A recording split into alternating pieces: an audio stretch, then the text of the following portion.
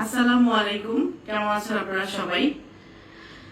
আশা করি অনেক ভালো আছেন। আপনারা অনেকে অনেক ধরনের কমেন্ট করতেছেন। সবার কমেন্টের রিপ্লাই নিয়ে আমরা আজকে চলে আসলাম স্বামী স্ত্রী। তো দেখেন, আমার যখন আজকে থেকে আমাদের প্রায় কত বছর, 20 বছর হয়েছে বিয়ে হয়েছে। না, 20 বছর হয় নাই।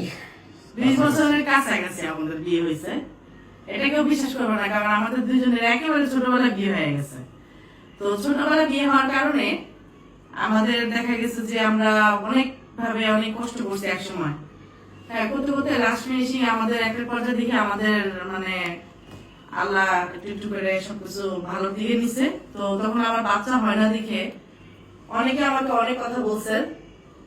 অনেক কাছের মানুষ, অনেক দূরের মানুষ, আমার আত্মীয় স্বজন, পাড়া প্রতিবেশী, বন্ধু বান্ধব, ওর ফ্যামিলি, ইভেন আরো অনেক মানুষই মানে বাচ্চা হয় না বলে অনেক কথা বলছে। তো আল্লাহ সবসময় একরকম রাখে না দিন, আল্লাহ জীবনে পরিবর্তন আনে। তো আল্লাহর অনেক ইচ্ছা ছিল এবং আমার অনেক ইচ্ছা ছিল এবং আল্লাহ আমার মনের আশা পূরণ করছে। আমি এখন আমার আল্লাহ সময় ঘুরাই দিছে। আর অনেকেই বলেন যে আপনার তো বাচ্চা হচ্ছে বুড়াকালে। আজকে আপনাদের জন্য এই কথাগুলো বলতেছি যে দেখেন, সন্তান দেওয়ার মালিক আল্লাহ, না দেওয়ার মালিকও আল্লাহ। সেটা কোন বয়সে দিবে, কখন দিবে, কিভাবে দিবে, সেটা একমাত্র আল্লাহ জানে। কারণ ইব্রাহিম আলাইহিস সালামেরও কিন্তু অনেক বয়সকালে বাচ্চা হয়েছিল, তাদের কিন্তু জোয়ানকালে বাচ্চা হয়নি। এটা যে আজ জীবনের প্রথম আমাদের তা না।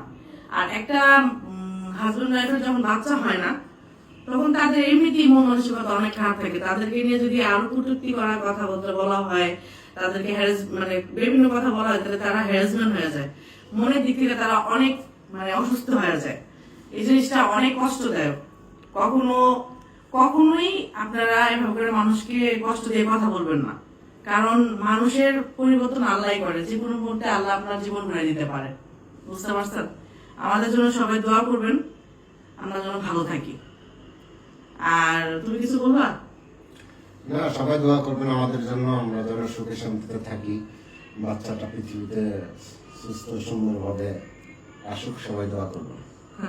আর হচ্ছে যারা আমাদেরকে ভালোবাসেন, তারা আমাদের জন্য আমাদের সাথে আছেন, থাকবেন, এটা আমরা জানি।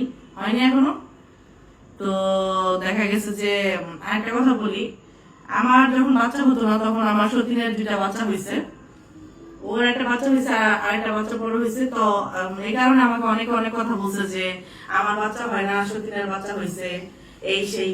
তো সবকিছু মিলে অনেক খারাপ লাগছে যে দেখেন, কার হবে কার হবে না এটা তো আল্লাহ ভালো জানে, আমরা তো জানি না।